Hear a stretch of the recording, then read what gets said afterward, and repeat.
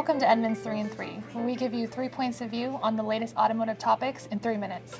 I'm Jessica Caldwell, Senior Analyst at Edmunds.com, and joining me is Karl Brauer, Editor-at-Large. Today we're talking about the 2011 Hyundai Equus. Karl, is anyone going to pay $55,000 for a Hyundai? It's a question everyone's asking right now, and I think it's a good one, but I think if you look at history, you see a pattern here. You have a lot of people asking questions, will Hyundai be able to compete with luxury brands that are much more established? Will they be able to convince people that a car that they are producing is worth, tens of thousands of dollars? And of course, people were asking this question a few years ago. It was called the Hyundai Genesis, and everyone was wondering if they could ever possibly compete with cars in the $30,000 to $40,000 price range. We now know the answer is yes, they can, and they've done quite well with that vehicle.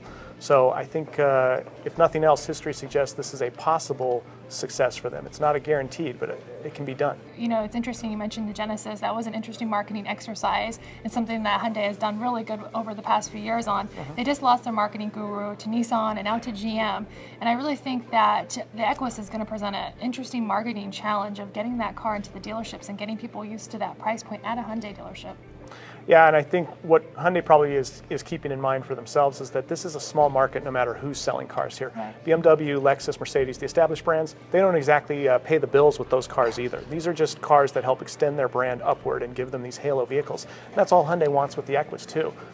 Right, extremely small segment, less than 1% of the total market, so clearly they're not going after volume here. Yeah, and what's the worst that happens to them? They don't sell that many of these cars. If they sell any of these cars, if it has any success at all, it's extended their brand upward, and that's all they're looking for. Good point, Karl. Well, you heard it here from us. Now we want to hear what the consumers have to say. We're going to turn it over to our man on the street, Mark Haltoff. Mark, what's the word? Reader comments on our website about the Equus are decidedly mixed. Looks-wise, one reader writes, "It's an attractive car. If they slapped a Lexus badge on it, nobody would think twice about purchasing it."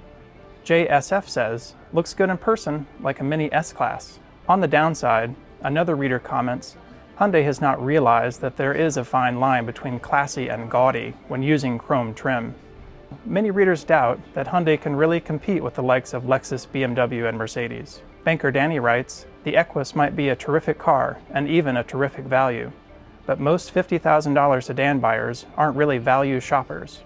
C. Mike 2780 says, "BMW and Mercedes have nothing to worry about here. It would be like Rolex worrying about a $20,000 Casio." And that's the word on the street. So that's 3 takes on the 2011 Hyundai Equus. Now it's your turn to give us your take by posting in the comments below. Thanks for joining us.